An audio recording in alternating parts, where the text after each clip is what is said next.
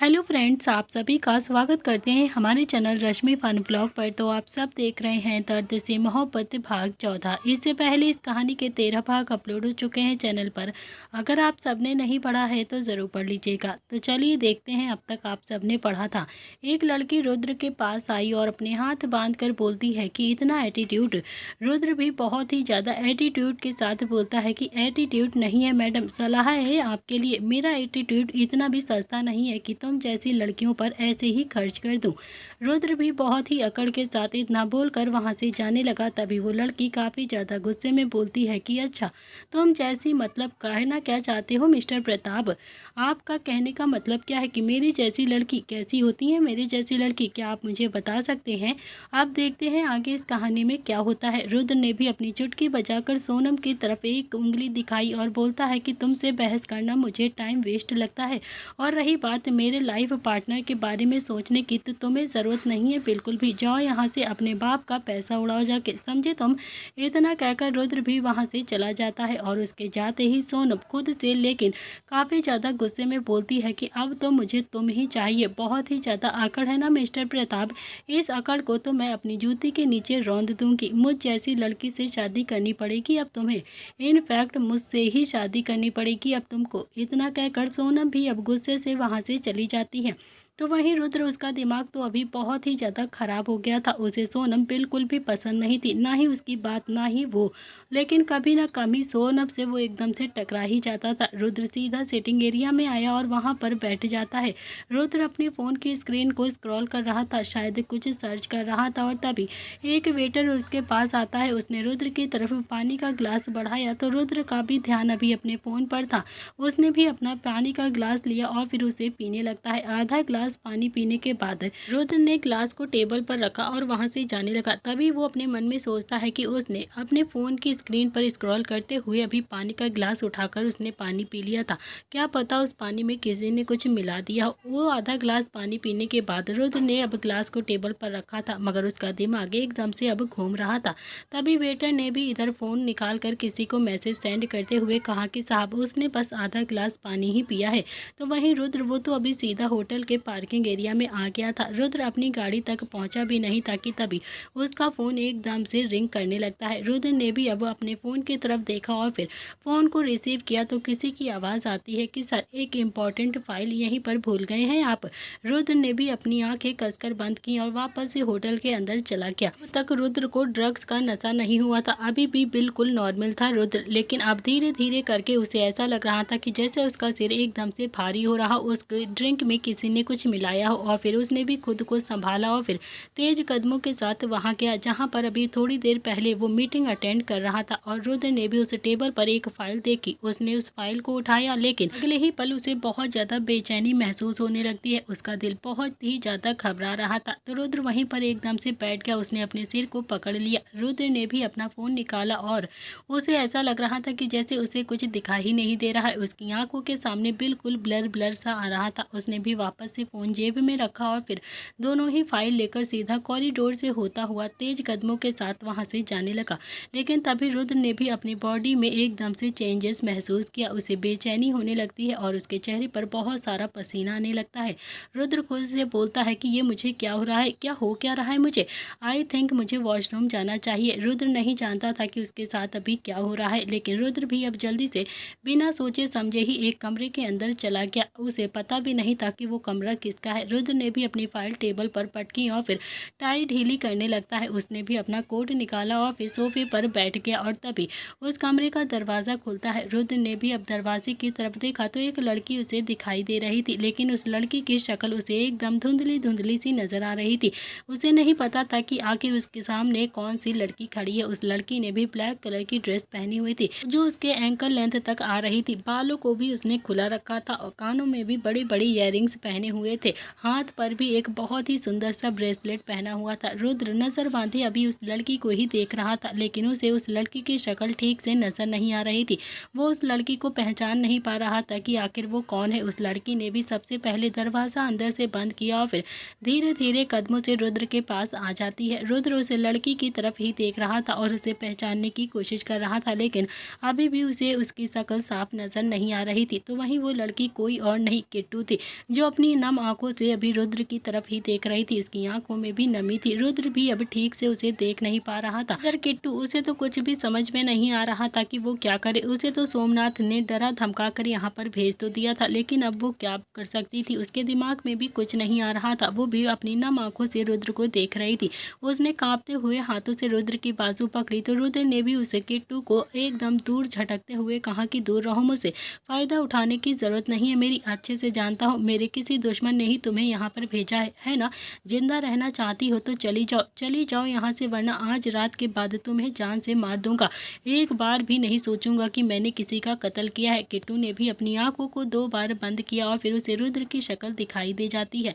कहीं ना कहीं रुद्र को देखकर उसके दिल में एक छोटी सी तसल्ली हो गई थी, लेकिन तभी उसका फोन एकदम से वाइब्रेट होता है, जिसमें लिखा हुआ था कि अगर तुमने मेरा कहा हुआ काम नहीं किया तो फिर तुम्हारी माँ को तो मैं जान से मार दूंगा अभी के अभी, और फिर अकेली अपने पापा के आने का इंतजार करती रहना, अपने पापा को ढूंढती रहना। किट्टू ने भी अब फोन एक तरफ रखा और फिर रुद्र के चेहरे को अपने हाथों में भरकर कहा कि आप ठीक हैं, आप ठीक तो है ना। तो रुद्र ने भी अब 2 बार अपनी पलकों को झपकाया तो उसे किट्टू की शक्ल कुछ कुछ दिखाई देने लगती है। लेकिन रुद्र के दिमाग में वो पल एकदम से घूम गया था कि जब उसने किट्टू को क्लब में देखा था। किट्टू को अब यहाँ पर देखकर रुद्र को किट्टू से लगभग नफरत सी हो गई थी। उसे किट्टू की शक्ल देखकर अब बहुत ही ज्यादा गुस्सा आ रहा था। रुद्र ने फिर से किट्टू को जोर से झटकते हुए कहा कि मैंने कहा ना मैंने, जाओ यहाँ से, मेरे पास आने की कोशिश भी मत करना। कुछ भी गलत करने की कोशिश की ना तो तुम जानती नहीं हो कि मैं क्या करूँगा तुम्हारे साथ। किट्टू ने भी अपने आंसुओं को पोंछा और बोलती है कि मैं आपकी हेल्प कर सकती हूँ। रुद्र ने भी अगले ही पल किट्टू के बाल पकड़कर अपनी तरफ किया और फिर गुस्से से बोलता है कि क्या हेल्प करोगी तुम मेरी, क्या हेल्प करोगी मेरी, जानती भी हो तुम मुझे इस वक्त कैसा फील हो रहा है मुझे।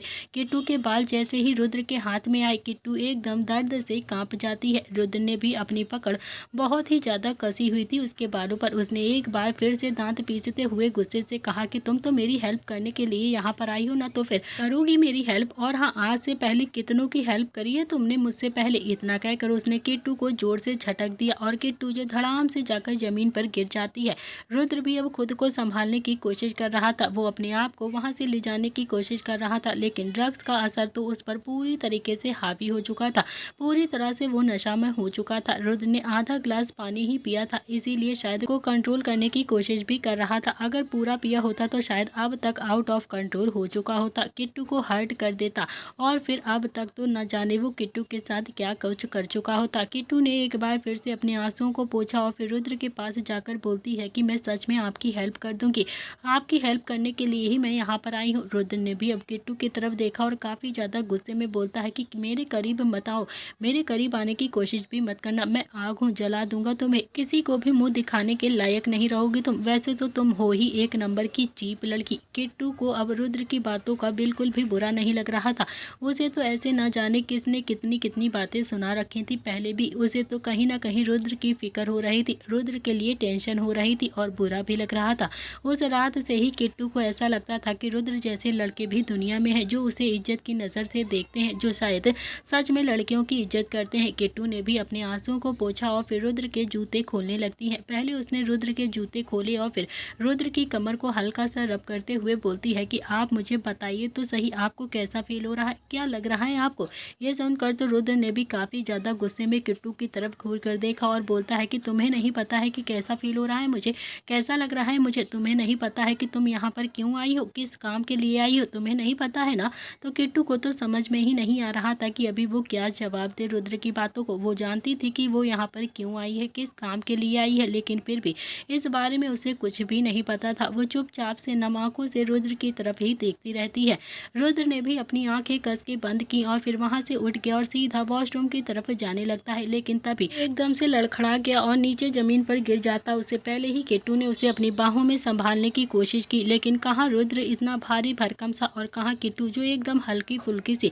उसके नाजुक से हाथ अब रुद्र को संभाल नहीं पाते हैं और रुद्र और किट्टू दोनों ही सीधा जमीन पर जाकर गिर पड़ते हैं।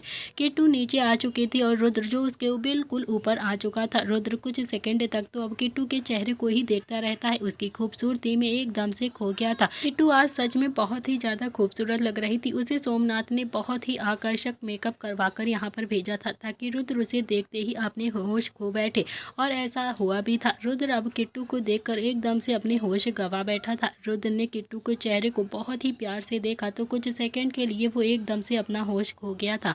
लेकिन अगले ही पल उसके कानों में किट्टू की आवाज़ गूंजती है कि हटिए, हटिए मेरे ऊपर से, ये क्या कर रहे हैं आप, हटिए मेरे ऊपर से, आपने तो मुझे दबा ही दिया है, मैं दब गई हूँ आपके नीचे। रुद्र ने भी नशे की हालत में ही 2 बार अपनी आंखों को नीचे ऊपर झपकाया और फिर बोलता है कि तो तुम्हें किसने कहा था मुझे संभालने के लिए, क्यों आई थी तुम मुझे संभालने के लिए, देख रही हो ना सांड सा शरीर है मेरा और तुम इतनी खरगोश सी हो, छोटी सी खरगोश की तरह हो, क्या संभाल पाओगी मुझे, अब हाथी के नीचे खरगोश आएगा तो दबेगा ही ना। इतना कहकर वो भी अब हल्का सा पलटा और वहीं जमीन पर ढेर हो जाता है। किट्टू भी जल्दी से उठ गई और फिर बिना सोचे समझे ही रुद्र के सीने पर एक हाथ मारकर बोलती है कि आप गिर रहे थे, मैंने आपको बचाया है, लेकिन आपने तो उल्टा मुझे ही जमीन पर गिरा दिया। रुद्र ने भी अब किट्टू की तरफ देखा और कहा कि खुद को देखा है कभी, बचा सकती हो क्या तुम मुझे, पागल लड़की, बिल्कुल पागल हो तुम, देखा है ना तुमने कितना भारी हूँ मैं, क्या तुम मुझे बचा पाती, इतनी सी अगर हेल्प करनी है तो फिर इतना कर दो कि तुम मुझसे दूर रहो, वरना तुम जानती नहीं हो कि फिर मैं क्या कर दूंगा तुम्हारे साथ। इतना कहकर रुद्र ने भी अपनी आंखें बंद कर ली और वो एक बार फिर से उठा और फिर वॉशरूम की तरफ जाने लगा। एक बार फिर से उसके पैर लड़खड़ा गए, लेकिन इस बार किट्टू ने रुद्र को अच्छे से संभाला और फिर वो गिरी भी नहीं थी। रुद्र ने भी हल्का सा झुककर किट्टू की तरफ देखा और बोला कि इस बार तुमने मुझे ठीक से संभाल लिया है। किट्टू भी बहुत ही मासूमियत के साथ रुद्र की तरफ देखकर बोलती है कि मैंने कहा था ना सर कि मैं आपकी हेल्प करने के लिए आई हूँ, मैं आपको संभाल लूँगी, जैसे उस दिन आपने मेरी हेल्प करी थी ना, मुझे बचाया था, आज मैं उसी तरह आपकी हेल्प करूँगी। रुद्र काफ़ी ज़्यादा हैरानी से किट्टू को देखने लगता है। उसे तो बिल्कुल भी याद नहीं आ रहा था कि उसने किट्टू की कब हेल्प करी थी, उसे बिल्कुल भी याद नहीं था कि वो किट्टू से पहले भी मिल चुका है। रुद्र बोलता है कि अच्छा ठीक है, मुझे वॉशरूम लेकर जाओ जल्दी, तो किट्टू भी अब रुद्र को वॉशरूम लेकर चली जाती है। रुद्र बोलता है कि शावर ऑन करो, मुझे बहुत ही ज़्यादा गर्मी लग रही है। किट्टू ने भी अब शावर ऑन कर दिया था। रुद्र और किट्टू दोनों ही अब शावर में भीग रहे थे, दोनों ही एक दूसरे की तरफ देख रहे थे और रुद्र की नशीली आंखें और किट्टू की शर्मीली आंखें दोनों ही इस वक्त एक दूसरे की आंखों में झांक रही थी। दोनों को एक दूसरे के लिए कुछ अजीब सी फीलिंग्स आ रही थी। तभी किट्टू ने भी अपनी पलकें झपकाई और बोलती है कि आपको गर्मी लग रही है। रुद्र बोलता है कि तुम क्या बेवकूफ़ हो क्या, तुम्हें नहीं पता है कि मुझे क्या लग रहा है, इतनी देर से पूछे जा रही हो बस एक ही बात। किट्टू कुछ नहीं बोलती है और रुद्र ने कहा कि जाओ बाहर, कबोर्ड में से बाथरोब होगा उसे लेकर आओ। तो किट्टू भी अब पूरी तरह से भीग गई थी, लेकिन वो फिर भी रुद्र के कहने से बाथरूम से बाहर चली जाती है और बाथरोब लेकर आती है। तब तक रुद्र ने भी अपने सारे कपड़े उतार दिए थे और किट्टू जैसे ही बाथरूम के दरवाजे को खोलने को हुई तभी रुद्र बोलता है कि पूरा मत खोलना, मैं आ रहा हूँ। तो रुद्र ने भी अब एक हाथ आगे बढ़ाया और फिर किट्टू ने उसके हाथ में बाथरोब रख दिया। रुद्र ने उसे अंदर खींच लिया और फिर थोड़ी ही देर में पहनकर बाहर आ जाता है। रुद्र को अब थोड़ा सा रिलैक्स फील हो रहा था, लेकिन अब वो पूरी तरह से रिलैक्स नहीं हो पा रहा था। लेकिन ये बात ना तो रुद्र समझ पा रहा था और ना ही किट्टू को इन बातों की एकदम से नॉलेज थी। वो तो बहुत ही ज़्यादा मासूम थी, उसे तो जैसा जैसा सोमनाथ ने रुद्र के साथ करने के लिए कहा था वो वैसा ही कर रही थी। रुद्र जाकर बेड पर लेट जाता है, उसने खुद को ब्लैंकेट से छुपा लिया। तो वहीं किट्टू भी कुछ देर तक तो रुद्र को ही देखती रहती है और फिर चुपचाप से जाकर सोफे पर बैठ जाती है। किट्टू सोफे पर बैठी हुई चुपचाप से बालकनी की तरफ ही देख रही थी, जहां उसे ऊंची ऊंची बिल्डिंग्स दिखाई दे रही थी, हल्की हल्की चांद की रोशनी दिखाई दे रही थी। इस वक्त किट्टू खुद पर बहुत ही ज़्यादा तरस खाने के अलावा कुछ नहीं कर पा रही थी, लेकिन उसे इस बात की तसल्ली थी कि सोमनाथ ने उसे जिस काम के लिए यहाँ पर भेजा था वो काम उसने नहीं किया था और ना ही वो लड़का जो उसकी आंखों के सामने बेड पर आराम से लेटा हुआ था उसने उसे मजबूर किया था कुछ भी करने के लिए। और तभी किट्टू का फ़ोन एकदम से वाइब्रेट होता है। किट्टू का ध्यान अब अपने फ़ोन पर गया तो उसने देखा कि उस पर सोमनाथ का मैसेज आया था, जिसमें लिखा हुआ था कि तुम्हें जो काम दिया है वो तुम कर रही हो ना या फिर नहीं। तो किट्टू अभी कुछ भी नहीं बोलती है, बस उस मैसेज की तरफ देखकर अपनी नम आंखों से उसे देखने लगती है। इतने में ही एक और मैसेज सोमनाथ की तरफ से आता है, जवाब दो, क्या वो तुम्हारे करीब आया या फिर नहीं। किट्टू ने भी रिप्लाई किया कि नहीं, वो बहुत ही अच्छा है, बहुत अच्छे इंसान है वो। तो सोमनाथ ने भी गुस्से से रिप्लाई किया कि 15 मिनट में वहाँ पर एक और लड़की आएगी, वो रुद्र के साथ वो सब कुछ करेगी जो तुम नहीं कर पाई और तुम्हें उन दोनों की वीडियो बनानी होगी, समझ गई ना तुम। ये सुनकर तो किट्टू के हाथ से एकदम से मोबाइल छूट जाता है, उसके दिल की धड़कनें भी अब डबल स्पीड के साथ भागने लगती हैं। ये तो उसके लिए एकदम से नामुमकिन जैसा काम था। उसने भी अपनी आंखों में पानी लिया और फिर जैसे तैसे अपना मोबाइल उठाया। इतने में ही एक मैसेज और आता है कि समझ गई हो ना मैंने क्या कहा है तुमसे, या फिर तुम्हें अच्छे से समझाऊं। ये मत भूलना कि तुम्हारी माँ को मारने में मुझे ज़्यादा वक्त नहीं लगेगा, इसीलिए जो कह रहा हूँ ना वो चुपचाप से करती रहो। 15-20 मिनट में एक लड़की वहाँ पर आएगी। और फिर केटू ने भी बहुत ही मुश्किल से ओके लिखकर उसे सेंड कर दिया, लेकिन अब उसका दिमाग बहुत ही ज़्यादा खराब हो गया था। वो ये तो बिल्कुल भी नहीं कर सकती थी, और रुद्र के साथ तो कभी भी नहीं। रुद्र के साथ तो वो बिल्कुल भी ऐसा नहीं करना चाहती थी, क्योंकि एक रुद्र ही था जिसने उसे उस रात को मदद की थी। और किट्टू जल्दी से रुद्र के पास आती है, लेकिन रुद्र तो अभी बेहोशी की हालत में अपने बिस्तर पर पड़ा हुआ था। किट्टू ने भी रुद्र को जगाते हुए कहा कि सर, सर प्लीज़ उठ जाइए सर, सर प्लीज़ उठ जाइए, प्लीज़ प्लीज़ उठ जाइए जल्दी से। लेकिन रुद्र, उसे तो जैसे होश ही नहीं था। शायद खुद को शांत करके वो आराम से सो गया था। किट्टू को कुछ भी समझ में नहीं आया तो वो अब इस सिचुएशन में क्या करे। उसके दिल की धड़कनें भी अब डबल स्पीड के साथ भाग रही थी। उसे ऐसा लग रहा था कि जैसे अभी उसे हार्ट अटैक आ जाएगा। किट्टू ने भी अब रुद्र का फ़ोन ढूंढना शुरू कर दिया, लेकिन उसे उसका फ़ोन मिल ही नहीं रहा था। आखिरकार वो जल्दी से अब वॉशरूम में जाती है, जहाँ पर रुद्र के कपड़े पड़े हुए थे। किट्टू उन कपड़ों को उठाकर बाहर लेकर आती है, उसमें रुद्र का फ़ोन चेक करने लगती है, और आखिरकार फाइनली किट्टू को रुद्र का फ़ोन मिल ही गया था। किट्टू ने भी उसमें नंबर डायल करने की सोची, लेकिन वो नहीं जानती थी कि वो अब किसे फ़ोन करे, किसे यहाँ पर बुलाए, क्योंकि अब रुद्र के घर में वो किसी को भी नहीं जानती थी। ऊपर से रुद्र का फ़ोन भी लॉक था, इसीलिए अब तो उसे और भी ज़्यादा टेंशन हो रही थी। किट्टू ने भी भगवान का नाम लेकर रुद्र के फ़ोन में एस बनाया, क्योंकि किट्टू की माँ का नाम सौम्या था और रुद्र की माँ का नाम संध्या था, और किस्मत से वो फ़ोन एकदम से खुल जाता है। किट्टू अब उस फ़ोन को देखने लगती है, उसमें दुनिया भर के नंबर्स लिख के आ रहे थे, लेकिन अब वो बहुत ही ज़्यादा सोच में पड़ गई थी कि वो किसका नंबर डायल करे, क्योंकि वो नहीं जानती थी कि कौन सा नंबर उसकी फैमिली का है। और एक बार किस्मत ने उसका साथ दे दिया तो शायद सब कुछ ठीक हो जाता। किट्टू रुद्र के कॉन्टैक्ट लिस्ट को देख रही थी, उसे लगा कि शायद पापा, माँ, भाई कोई तो होगा, लेकिन रुद्र के कॉन्टैक्ट लिस्ट में बिल्कुल अलग थी। उसमें संजय का नाम मिस्टर प्रताप, दादाजी का नाम मिस्टर प्रताप के पापा, दादी का नाम मिस्टर प्रताप की माँ, और माँ का नाम दिल मेरा दिल, और नील का नाम मेरी जान नाम से सेव था। अब तो किट्टू को कुछ भी समझ में नहीं आ रहा था वो किसका नंबर डायल करे, क्योंकि उसकी फैमिली में किसी का भी नाम उसकी फैमिली के नाम से सेव ही नहीं था। वो सोचकर अब किट्टू एकदम से मेरा दिल उस नंबर को डायल कर देती है, क्योंकि उसे लग रहा था कि शायद वो उसकी गर्लफ्रेंड होगी। बेल जाती रहती है, लेकिन संध्या ने उसका फ़ोन रिसीव नहीं किया था। संध्या का फ़ोन तो वहीं पर बैठकर बेड के एक कोने पर पड़ा हुआ था। वो तो संजय के सीने पर अपना सर रखकर सुकून से सो रही थी। किट्टू ने 2-3 बार नंबर डायल किया, लेकिन संध्या ने एक बार भी फ़ोन नहीं उठाया। तो किट्टू ने अभी फिर से मेरी जान को कॉल किया। एक बार कॉल किया, लेकिन नील, जो कि अभी अवनी के पास में बैठा हुआ पढ़ाई कर रहा था, उसने भी फ़ोन को इग्नोर कर दिया। किट्टू ने फिर से फ़ोन किया। इस बार नील ने फ़ोन देखा और फिर अवनी को बोला कि अभी आता हूँ मैं टीचर जी, मुझे ना कुछ इंपॉर्टेंट काम आ गया है। तो अवनी ने भी अब नील की तरफ देखा और हाँ में अपनी गर्दन हिलाई, और फिर नील थोड़ा सा दूर चला गया, और फिर नील ने अपना फ़ोन रिसीव किया। तो दूसरी तरफ से किट्टू बोलती है कि देखिए देखिए आप जो कोई भी है, मैं बता दूं कि ये जिसका भी फ़ोन है ना वो इस वक्त मेरे साथ है और कमरे में बंद हो गए हैं। नील काफ़ी ज़्यादा हैरानी से फ़ोन की तरफ देखने लगता है और बोलता है कि तुम कौन बोल रही हो। किट्टू बोलती है कि मैं जो भी बोल रही हूँ उसे जाने दीजिए आप बस ये समझिए कि जो भी ये लड़का है ना जिसका ये फ़ोन है वो यहाँ पर मेरे साथ एक 5 स्टार होटल में है, जो कि वो गलती से मेरे साथ बंद हो गए हैं। प्लीज़ प्लीज़ देखिए यहाँ पर कुछ गलत हो जाएगा इनके साथ, प्लीज़ आप इन्हें बचा लीजिए, आप इन्हें लेकर जाइए यहाँ से, प्लीज़ आप इन्हें बचा लीजिए आकर। नील बोलता है कि कौन से होटल में है रुद्र। किट्टू बोलती है कि सनशाइन होटल में, और फिर नील बोलता है कि अच्छा ठीक है तुम पैनिक मत हो, मैं अभी आता हूँ, मैं इस लड़के का भाई हूँ, तो जब तक मैं नहीं आ जाता हूँ ना तब तक मेरे भाई को तुम संभाल लेना, उसे कुछ भी मत होने देना।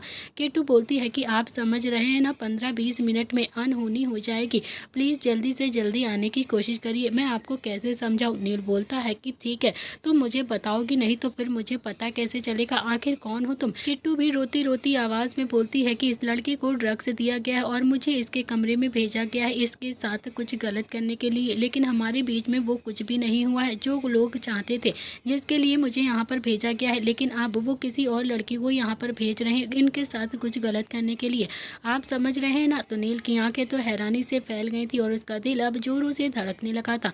वो अच्छे से जानता था कि रुद्र की आदत तो अगर कोई लड़की उसके करीब भी गई तो शायद वो खुद खुद को संभाल भी नहीं पाएगा और न जाने गुस्से में उसके साथ क्या कर देगा। नील बोलता है कि अच्छा ठीक है, तुम बिल्कुल भी फिक्र मत करो, मैं अभी आ रहा हूँ, बस तुम मेरे भाई का अच्छे से ध्यान रखना। इतना कहकर नील ने भी जल्दी से फ़ोन कट कर दिया और फिर बिना अवनी को बाय बोले या बिना उसे बताए वो वहाँ से तेज कदमों के साथ निकल जाता है।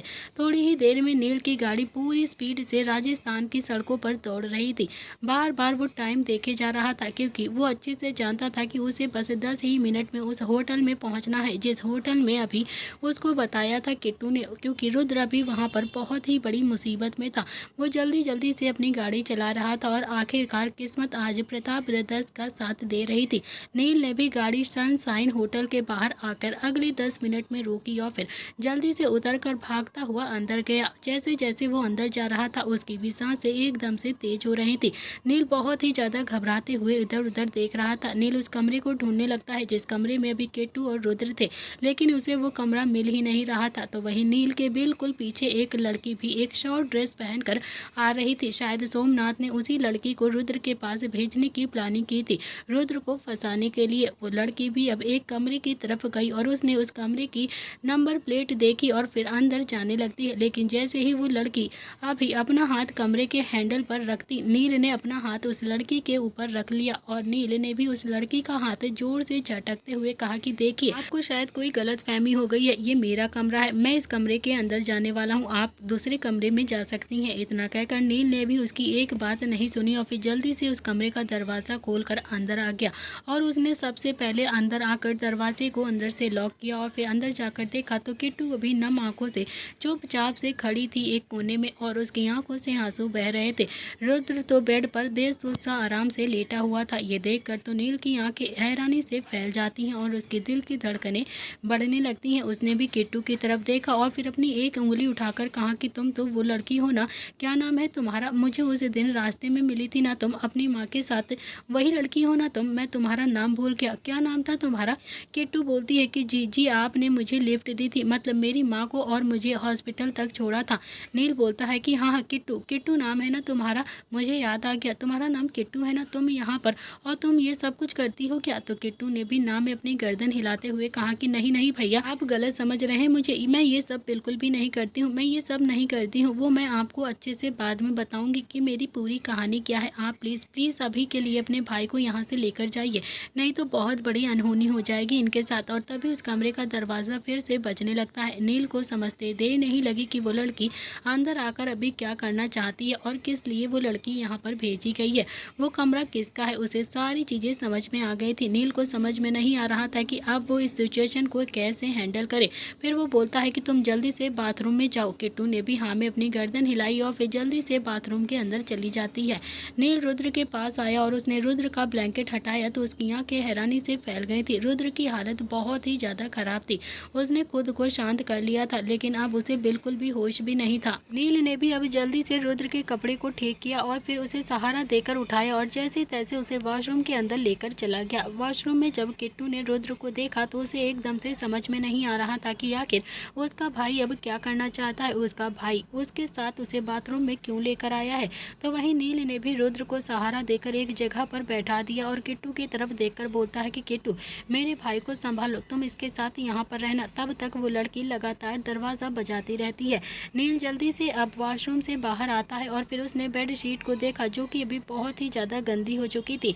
नील ने जल्दी से उस बेड शीट को वहाँ से हटाकर एक तरफ फेंक दिया और फिर जाकर दरवाजे को खोला। वो लड़की काफ़ी ज़्यादा गुस्से में नील की तरफ घूर कर देख कर बोलती है कि एक्सक्यूज़ मी, मुझे इसी रूम में आना था, ये मेरा ही रूम है, आप ना गलत एड्रेस बता रहे हो मुझे और ये तुम्हारा कमरा नहीं है, ये कमरा मेरा है।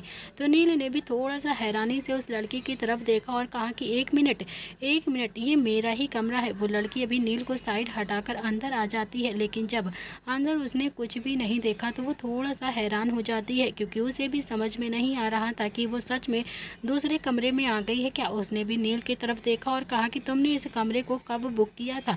तो नील भी हाथ बांध कर बोलता है कि तुम्हारे अंदर अकल वकल है या फिर नहीं, मैं स्टाफ को बुलाऊं क्या अभी यहाँ पर, ऐसे ही किसी के कमरे में घुस जाओगी क्या तुम, उससे सवाल जवाब करोगी क्या तुम, एकदम से पागल हो क्या। मैं अभी के अभी स्टाफ को बुलाता हूँ और फिर तुम्हें पता चलेगा कि किसी के कमरे में बिना बताकर कैसे जाते हैं। इतना कहकर उसने अभी वहीं पर नाइट स्टैंड पर रखा हुआ फ़ोन रिसीवर उठाया लेकिन तभी तभी उस लड़की ने नील के हाथ से रिसीवर लेकर वापस से रख दिया और बोलती है कि शायद मैं गलत कमरे में आ गई हूँ, मैंने ही गलती कर दी है, सॉरी, मुझे माफ़ कर दीजिए, I am really very sorry. इतना बोलकर वो लड़की जल्दी जल्दी वहाँ से जाने लगती है, लेकिन फिर कुछ सोचकर एकदम से रुक जाती है।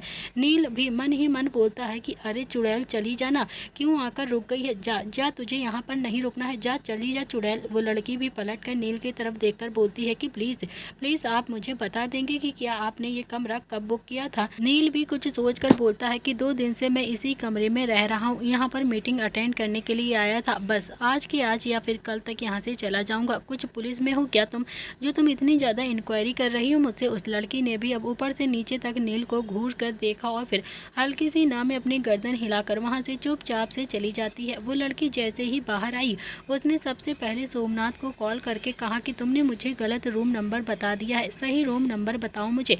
वहाँ तो कोई लड़का है और वो पूरे होश में है, बिल्कुल भी बेहोश नहीं है, वो पूरे होशो हवास में बातें कर रहा है वो मुझसे। तुमने कहा था ना कि वो लड़का होश में नहीं होगा, बेहोश होगा, उसके साथ कोई भी लड़की होगी तो फिर वो तुम्हारा वीडियो बना देगी, मगर यहाँ पर तो कोई भी नहीं है। सोमनाथ बोलता है कि मैं तुम्हें एक बार फिर से रूम नंबर भेजता हूँ। तब तक वो लड़की वहीं कॉरिडोर में ही खड़ी रहती है।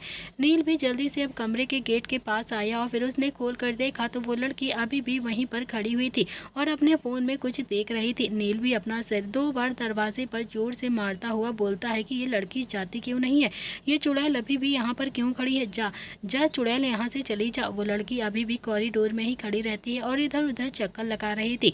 नील ने भी अपना दरवाज़ा बंद कर लिया और फिर जल्दी से वॉशरूम में जाकर देखा तो किट्टू जैसे तैसे करके रुद्र की झुकी हुई गर्दन को संभालने की कोशिश कर रही थी।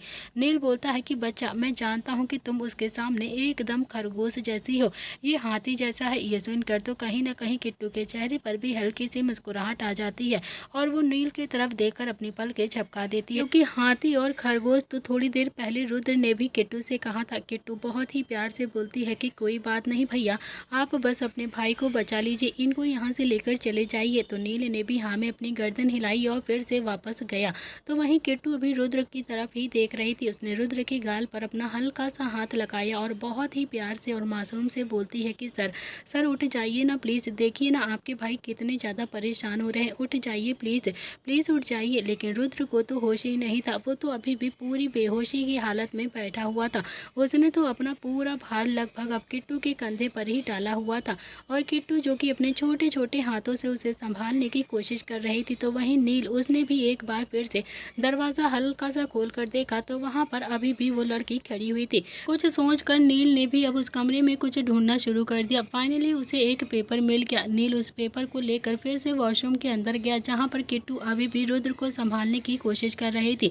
नील बोलता है कि किट्टू, तुम्हारे पास लाइटर है क्या? तो किट्टू धीरे से अपनी मासूम भरी आवाज़ में बोलती है कि भैया, मैं सिगरेट नहीं पीती हूँ। ये सुनकर तो नील को एकदम से हंसी आ गई थी और फिर वो भी धीरे से बोलता है और प्यार से बोलता है कि तो क्या दारू पीती हो क्या तुम? दारू? अरे बताओ ना, दारू पीती हो क्या तुम? तो क्या किट्टू के होंठों के कोने भी हल्के से मुड़ गए थे और फिर उसने भी ना में अपनी गर्दन हिला दी। नील ने भी अब आंखों को एकदम से उसकी तरफ मारते हुए कहा कि अरे बता दो ना, पीती हो तो फिर मैं भी ना कभी कभी पी लेता हूँ, दोनों ही साथ में पियेंगे, कितना ज़्यादा मज़ा आएगा ना।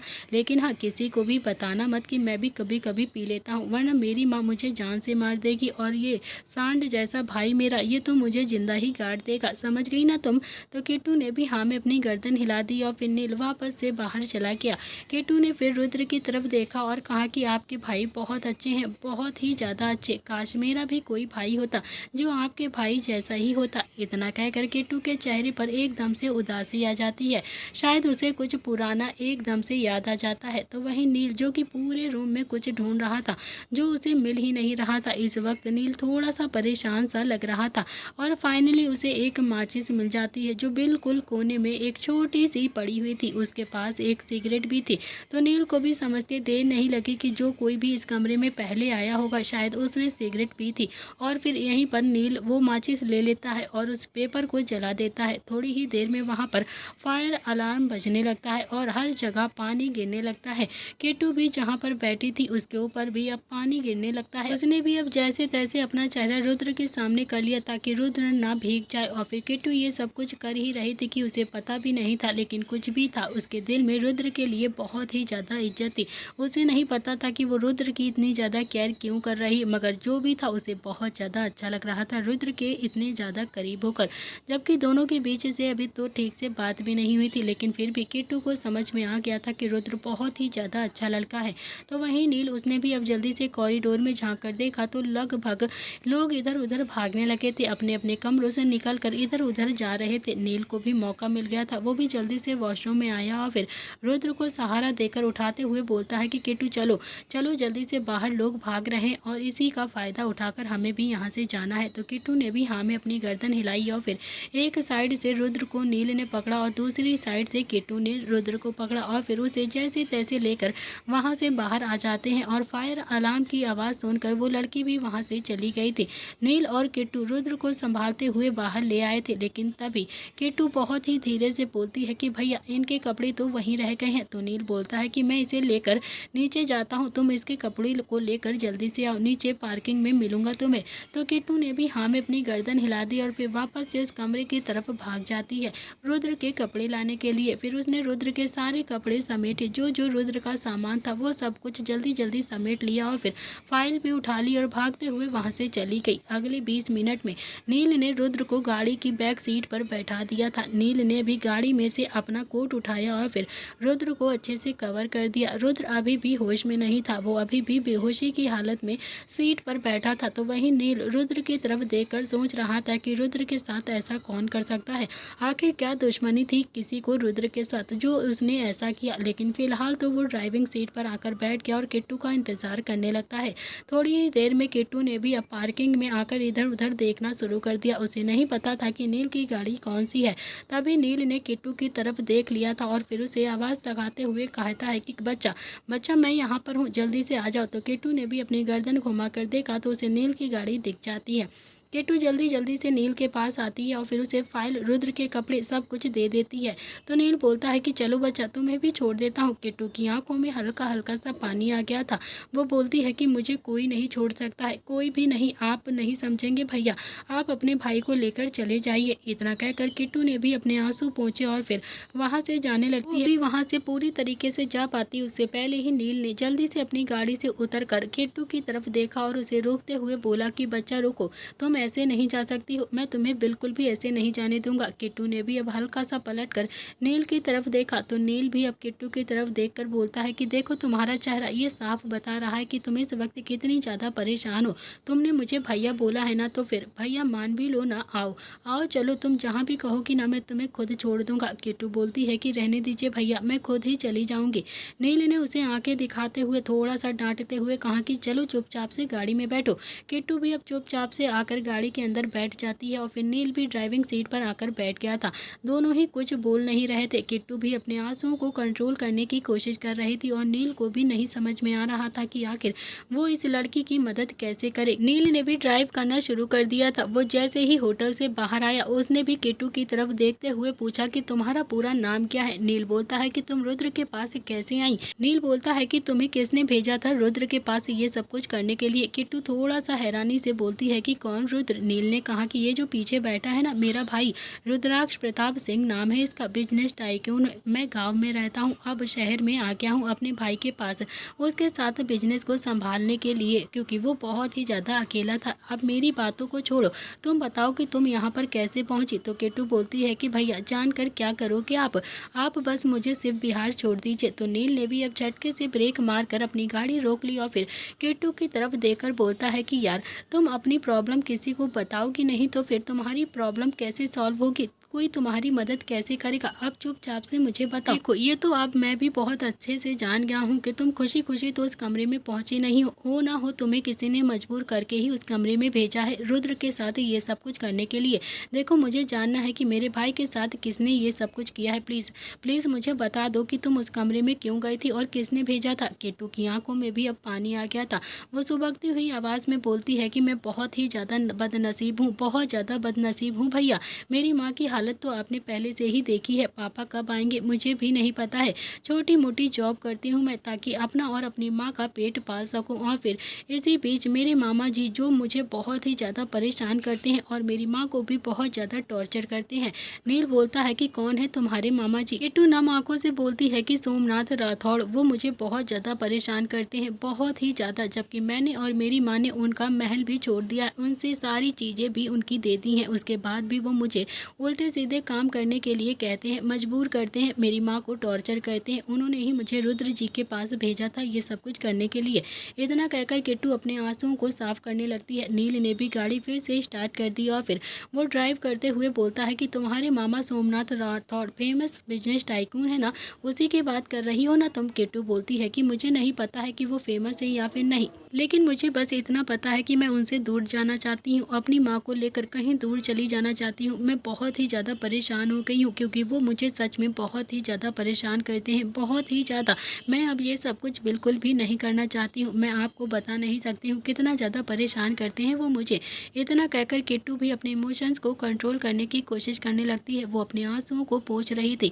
थोड़ी ही देर में किट्टू का घर आ जाता है। उसने भी अब नील से कहा कि भैया यहीं पर रोक दीजिए, आ गया है मेरा घर, वो सामने बिल्डिंग देख रहे हैं ना, वहीं पर रहती हूँ मैं अपनी माँ के साथ। मेरी माँ की हालत सच में बहुत ही ज़्यादा ख़राब है। तो नील बोलता है कि ठीक है तुम चली जाओ, लेकिन कभी भी अगर तुम्हें गलती से भी मेरी ज़रूरत पड़ जाए ना तो फिर ज़रूर आ जाना मेरे पास, मुझे ज़रूर बताना। इतना कहकर उसने एक कार्ड किट्टू की तरफ बढ़ा दिया और फिर किट्टू ने भी कार्ड ले लिया और फिर उसने दरवाज़ा खोला और फिर बाहर की तरफ जाने लगी। लेकिन कुछ सोचकर वो वापस से आकर अंदर बैठ गई और फिर नील की तरफ देखकर बोलती है कि आप सच में मेरी मदद करेंगे। तो नील बोलता है कि हाँ बताओ तुम्हें कैसी मदद चाहिए, मैं तुम्हारी हर कीमत पर मदद करने के लिए तैयार हूँ। आज तुमने मेरे भाई को बचाया है तो फिर मुझे भाई बोला है तो फिर उसके लिए जो भी मांगोगी ना मैं सब कुछ दूंगा तुम्हें। किट्टू की आंखों में भी अब हल्का हल्का सा पानी आ जाता है। उसने जैसे तैसे अपने इमोशंस को कंट्रोल किया और फिर बहुत ही शर्मिंदगी के साथ बोलती है कि आप मुझे कुछ पैसे दे देंगे क्या। तो किट्टू ने भी बहुत ज़्यादा हिम्मत करके नील से पैसे मांगे थे, लेकिन जैसे ही उसने पैसे मांगे वैसे ही उसकी नजरें एकदम से झुक गई थी, उसकी आंखों से आंसू टपकने लगे थे। तो वहीं नील उसके दिल में तो एक अजीब सी धक हो गई थी। उसके दिल में सच में अब किट्टू के लिए बहुत ही ज़्यादा घबराहट होने लगी थी। वो समझ रहा था कि किट्टू कितनी ज़्यादा मजबूर है इस वक्त।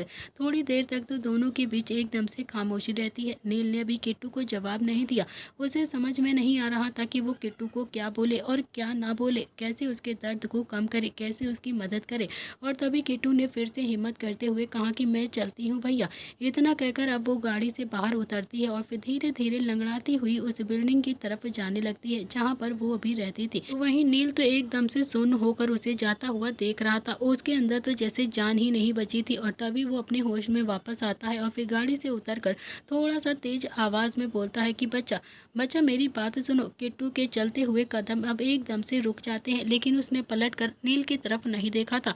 उसने जैसे तैसे अपने आंसुओं को कंट्रोल करने की कोशिश करी और इतने में ही नील ने फिर से कहा कि बच्चा बच्चा तुम्हें पैसों की ज़रूरत है ना। तो किट्टू ने भी हल्की सी हाँ में अपनी गर्दन हिला दी और फिर नील ने भी जल्दी से अपनी जेब में से कुछ पैसे निकाले और फिर किट्टू के पास गया और उसके हाथ को पकड़कर उस पर वो सारे पैसे रखता हुआ बोलता है कि ये लो रख लो, मैं जानता हूँ तुम्हें पैसों की बहुत ज़्यादा ज़रूरत है, तुम्हें अपनी माँ का इलाज कराना है ना। किट्टू कुछ भी नहीं बोल रही थी, उसकी आंखों में तो जैसे झरना बनकर आंसू गिर रहे थे। उसे इस वक्त सच में अपने लिए बहुत ही ज़्यादा बुरा लग रहा था। उसे समझ में भी नहीं आ रहा था कि वो नील को थैंक यू कैसे बोले, क्योंकि सच में उसे इतने सारे पैसे पहली बार ही देखे थे। और तभी नील ने भी अपनी जेब में से कार्ड निकाल कर किट्टू के हाथ में रखते हुए कहा कि ये लो मेरी कंपनी का कार्ड है, अगर तुम्हें सही लगे तो फिर तुम वहाँ पर आकर जॉब कर सकती हो, मैं तुम्हें जॉब दूंगा, तुम्हारी सारी प्रॉब्लम को भी सॉल्व करूंगा, एक परमानेंट जॉब मिलेगी तुम्हें वहाँ पर, उसमें तुम्हें सैलरी भी बहुत अच्छी मिलेगी। किट्टू काफ़ी ज़्यादा हैरानी से नील की तरफ ही देखे जा रही थी। फिर वो जैसे तैसे धीरे से बोलती है कि भैया मैं ज़्यादा पढ़ी लिखी नहीं हूँ, मैं कैसे आपकी कंपनी में, इतनी बड़ी कंपनी में जॉब करूँगी, बस स्कूल ही पास किया है मैंने, कभी कॉलेज नहीं गई हूँ, मैंने कभी कोई ग्रेजुएशन भी नहीं किया है, मैं आपकी कंपनी में कैसे जॉब करूँगी, कोई भी मुझे आपकी कंपनी में जॉब कैसे देगा। नील बोलता है कि वो सब कुछ तुम मुझ पर छोड़ दो, तुम्हें बिल्कुल भी फिक्र मत करने की ज़रूरत नहीं है, तुम्हें बहुत ज़्यादा लंबा चौड़ा काम नहीं दूंगा मैं, तुम्हारी एजुकेशन के हिसाब से ही तुम्हें हायर करूँगा। देखो छोटी मोटी जॉब करने से कुछ भी नहीं होता है, तुम्हें कहीं ना कहीं तो परमानेंट जॉब करनी ही होगी ना, तो फिर मेरे ऑफिस आ जाओ तुम कल के कल ही। किट्टू भी काफ़ी ज़्यादा हैरानी से नील की तरफ देख रही थी और इस वक्त नील उसे भगवान से कम नहीं लग रहा था। एक बार फिर से किट्टू की आंखें नम हो जाती हैं और फिर उसने भी हल्की सी हाँ में अपनी गर्दन हिलाई और धीरे से बोलती है कि ठीक है भैया, कल आ जाऊंगी मैं आपकी कंपनी में, प्लीज़ मेरी मदद ज़रूर कर दीजिएगा। तो दोस्तों, इसी के साथ इस कहानी का आज का एपिसोड यहाँ पर समाप्त हो रहा है। थैंक यू फ्रेंड्स, मिलते हैं कल इस कहानी के नेक्स्ट एपिसोड में। अगर कहानी पसंद आए तो लाइक शेयर सब्सक्राइब ज़रूर करिएगा। क्या रुद्र समझ पाएगा किट्टू की मजबूरियों को, या फिर किट्टू और रुद्र के बीच में आएगा कोई नया तूफान? ये सारी चीज़ें पता चलेंगी नेक्स्ट एपिसोड में।